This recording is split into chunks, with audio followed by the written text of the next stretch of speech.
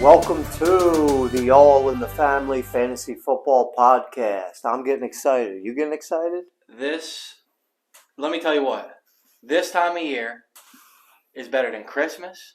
It's better than 4th of July. It's better than my birthday. It's better than every holiday. All wrapped up. All wrapped up into one because it's draft season and we're getting ready to start the draft. I couldn't be more excited.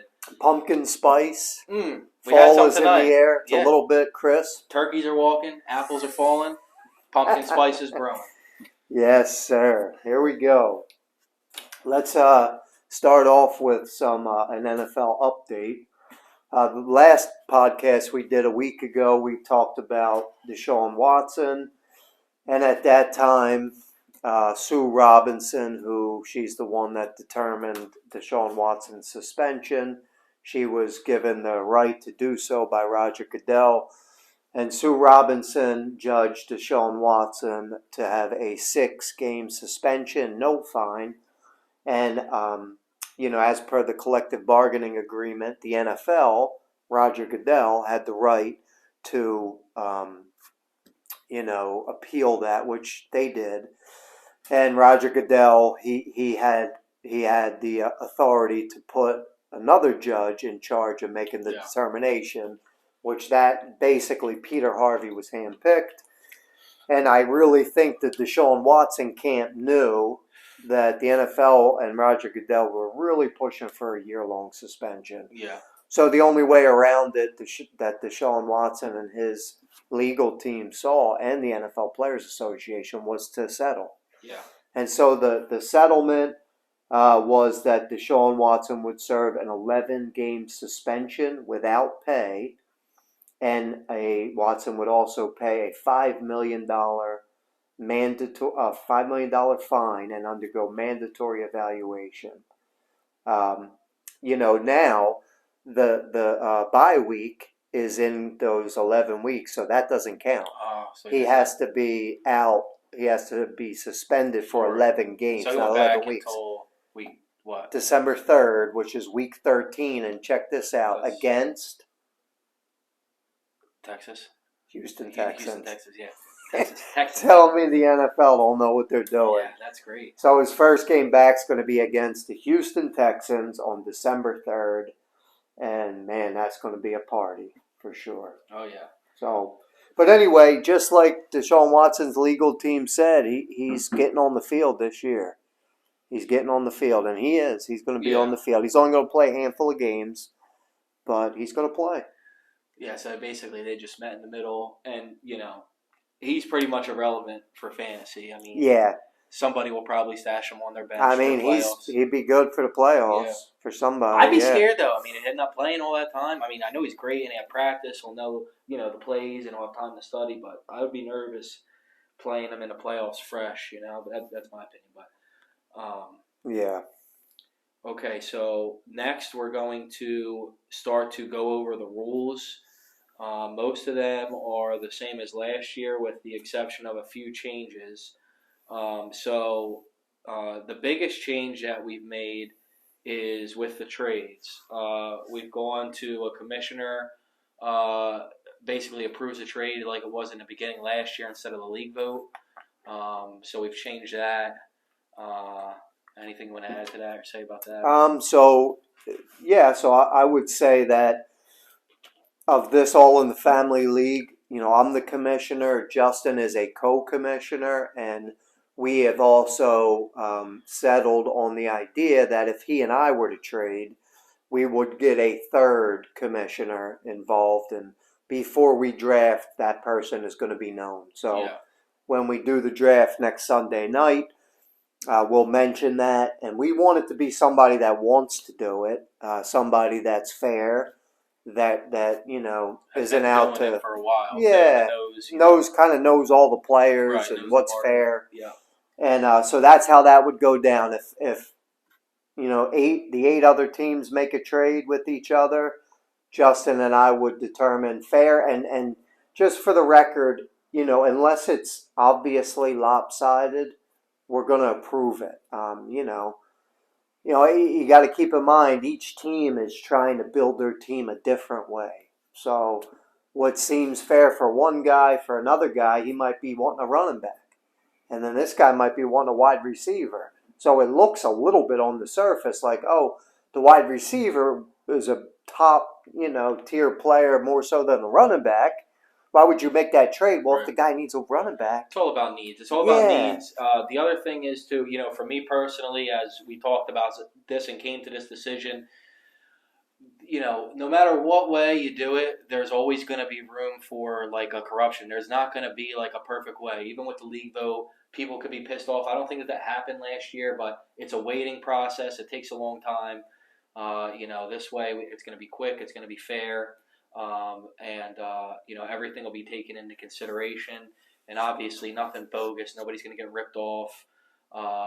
Me and Paul are not scheming with each other to try and make our teams better. Both of us want to win, just as bad as anybody else. So none of that stuff is going to happen. But that's the way we're choosing to do it this year. And it's going to be, if you make a trade within 24 hours, you'll know whether it's vetoed or approved. Yeah. So, they may know sooner than that, but the player won't be on their roster for 24 hours. Yeah. So you have to trade before. If you want to play for Sunday, you got to make that trade really Friday night in order to get the player on your roster. Keep that in mind. Yeah, by Sunday. That's the shortest amount of time we could do it. Right, unless we just let it wide open, which we don't want to do that either. Okay, so we got the trade talk is down. Let's talk about the waiver wire. About the waiver wire, yep. So the way the waiver wire is going to operate this year is it's going to be when a player's first game that week is played. So let's take, for example, the very first game in the NFL season is Buffalo at the LA Rams. Well, every player on Buffalo and every player on the Rams, once that first game kicks off, they all are locked from being picked up and they go into the waiver wire pool. Now, you can pick up anybody that plays on Sunday or Monday night. And, those players you can pick up and put on your team, I believe, immediately. But once those players on Sunday play, they're locked and they're put immediately into the waiver wire pool. So it works well in the way that if you have a player on your team that gets injured in practice near the end of the week, the only players that are off the board are the guys that already played on Thursday night. Now, why would you pick those guys up to play them anyway? They already played. Yeah. So, and then it locks, and then the waiver wire runs. You'll know if you get the player you put a claim in for early Wednesday morning. It's usually about 3 a.m. on Wednesday. Yeah. And we did it the same way as we did it last year, according to the standings. Yeah. So if you're in last place, you have first priority over the waiver, and that's a lot fairer. Jordan, I don't know if he'll watch this or not, but it's different than the way we did it in the league before, where it was wide open all the time. This way, it makes it. If you work on Sunday, it's not really fair because you'll never get a chance to you know what I mean. Everybody who's watching the game is going to pick up. So this which way is fair. Good. Yeah, it's fair. Yeah, you have a shot, and even Monday, like you can.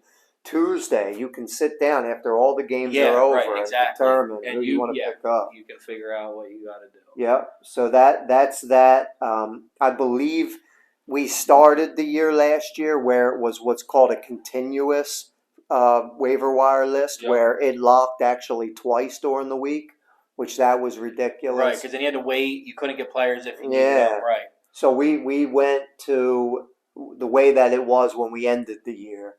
That's how we did it. So it's basically that same way, just trying to explain it and reiterate it. The only other thing, so just to sum it up, basically, just so everybody understands, because it is a little bit confusing and it's a lot. The waiver wire is closed. The Thursday night guys are off limits after the Thursday night game starts. You can put a claim in for them, but you wouldn't get them till Wednesday. You won't get them, okay. So, and then the waiver is open and it shuts down Sunday 1 o'clock and it's shut until we get the players early Wednesday morning. Yeah, and then it's open and then except for the Thursday night game. It's each and every game, so you can still pick up for that week Monday night players if you have Monday night open, like where you can put a guy in. Yeah. So basically, the way we're doing it is so you can't be put in a position where one of your guys gets hurt and you can't get to somebody because it's locked. We've pretty much eliminated, so it's fair. And Right. there's not going to be any problems. With that being said, if that's ever a situation, and Absolutely, you just call or reach out to us, we're we'll make sure you have a full roster. But I will say that's on you too. In the past, I have reached out to people and said, "Hey, look, you got so and so in your starting roster. He isn't playing. Well, I'm not going to run the team for you. right? You got to be the one to pay attention." And we would ask that you guys would play until the end. Even if you start off 0-6, 0-7, Right. 1-8, You got to compete. play until the end. Yep. The other thing about the waivers is when the playoffs start. Okay, so the playoffs are different this year. Yes, let's talk about yeah, that. Why don't you explain that? So the last several years we've always done a 10-team PPR league in this Yahoo League. The players, the teams have people involved have come and gone. We have pretty much the same core. We've added people, exchange people over the years, but it's always been a 10-team PPR league. We love that. Yep. That's what we're sticking with. And it's always been a 4 teams make the playoffs. This year, we want it to be fun. It's so important to us that it's fun. Yeah. Remember, this is a home league. This is a league that we started 6 years ago, and it's been going. And there's been some some times where we didn't think it was going to continue. Yeah. But it has, and we're proud of that. We love it. We really enjoy it. We do a stinking podcast, for heaven's sakes. So we want it to be fun. So we went from 4 teams to 6 teams. So, the playoffs aren't just 2 weeks this year because there's 6 teams. They're 3 weeks. Week 14 is the first week of the playoffs. Week 14, the number 1 team with the best record has a first round bye. Number 2 team, second best record, first round bye. So number 3 team will play number 6, and number 4 will play number 5. And then after that first round, think of it like as a wild card round. It will be reseeded. Yeah, it'll be reseeded. With the lowest seed that won playing the number 1 seed. Right. And but the 4 teams that don't make the playoffs come week 14, they're locked. They can't drop players. They can't pick up players. Their team's lock. And we do that because we don't, you really want the teams that are in it. Again, this is a money league. We want the teams that are in it because there's that continuous waiver wire rolling to have the right at picking up players, not teams that are out of it that are just playing for the fun of it. Right, So. yeah. Yep, so that'll be the playoffs, which is a little bit different, but it gives everybody, 2 more open shots to make the playoffs, so that's cool. Yeah. So pretty much everything is the same as far as the points go. We didn't make any change to the points. It's a PPR, so that's a point per reception. Every catch is a point. Quarterback is a 4-point touchdown, and there's bonuses, same as last year. A wide receiver, running back, 100. If they get 100 yards, it's a 2-point bonus. If a quarterback throws 300 yards, that's a 2-point bonus. We didn't change any rules at all. Kickers, so everything's the same as far as the rules go. Yeah. So field goals are 3 points. If it's 50 yards or more, it's 4 points.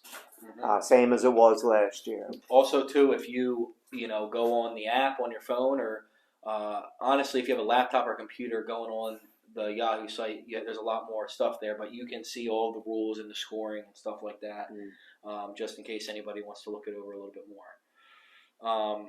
The draft is next Sunday, August 28th. Yeah, 1 week from tonight. 1 week from tonight, 6:30 p.m. If there is anybody who does not want to be in the league, we need to know before then. We have replacements ready to go, but we just need to know, as soon as possible. Somebody, contact Paul or myself, probably Paul. What else? I just want to add that the trade deadline this year is going to be December 3rd. So December 3rd, I believe that is week. Yeah, it's got to be week 13. So week 13. So it's the week right before the playoffs. So the last week of the regular season. That's when the trade deadline ends. I Yeah. think that's fitting. Yeah, that makes sense. That's fine. And then that's it. No trading after that. So. Yep. So the draft is next week. And now, once the draft starts, we're going to get into a normal routine of how we kind of did it last year. So next week, we're going to go over the draft. We'll talk about people we like, people we think are going to bust, Super Bowl picks, and stuff like that. And it also is good, too. It'll give you guys a chance to, type in the comments, who you think is going to go to the Super Bowl. It'll be locked in stone. So if you write, everybody will be able to go back and look, which is exciting. So, yeah. There is one more thing. The IR spots. Yeah. So as far as the bench goes, it's the same as last year, except for last year we had 3 IR spots due to COVID. Typically, it's 1 IR spot. We're leaving 2 this year. Even though the NFL says COVID's not a thing and they're not dealing with it anymore, there was a player tonight who didn't travel who's not playing in a preseason game and is not going to travel with the team for a week because he tested positive for COVID. So even though, the restrictions are lightened up big time, I think if players test positive, chances are that they're not going to play. So we're going to leave 2 IR spots in this year for the COVID situation still. Yeah. And if if it gets out of control like it did that, before, Right. I mean, we can always go back and add one. Yeah, if it gets to that point, we'll make that decision. Yeah. Okay, is there anything else that we want to add before we get off here? No, but like we said last time we did this podcast, the best way to get information and updates and what we're doing. We're trying throughout the week to put a lot of time into these 20 or 30 minutes we do these podcasts. And if you're just getting it and you're like, oh, look at these nerds, and you're not watching it, it's going to affect you. I really suggest you do watch it. We're trying to keep them shorter this year so that, we're not tying up too much of your time. But this is how we're going to give you guys updates. We'll try and keep it light, keep it funny. Yeah. But, we're trying to give you as much information as we can. And if I think out of the 10 teams in the league, 7 of the commission, 7 of the, managers live in this area where we live. Well, you guys are all expected to be here when we do the draft. That's what really makes it fun. Yeah, definitely. I know Todd, Kevin, and James, they can't be here because they live out of state, but even those guys tuned in, through like FaceTime and stuff. Yeah. So we want this to be something that you guys look forward to doing, and like we do, and we want it to be fun. Yeah. So, try and dedicate next Sunday from 5:30, because 5:30 we're going to be in touch with you. I believe it is 5:30 that the draft order comes out. Okay. So you're not like 10 minutes before you find out. I think you find out an hour before. Okay. It maybe 30 minutes at the worst. Usually it's right before, and it's like, all right, we're going. Yeah. So if we log on an hour before, I think we'll have enough time to be prepared. Also, too, we're gonna have food. If you come and you're able to, bring some drinks or some food. We're gonna be grilling some wings, some dip. It's gonna be a good time. It really is probably one of the funnest parts of the whole entire year is drafting and getting everybody together. It's the only time you get most of the people in the league in the same spot at the same time. So it is a lot of fun. Yeah. So we definitely hope to see you guys there. And after the draft, we will be putting out another podcast. Thank you.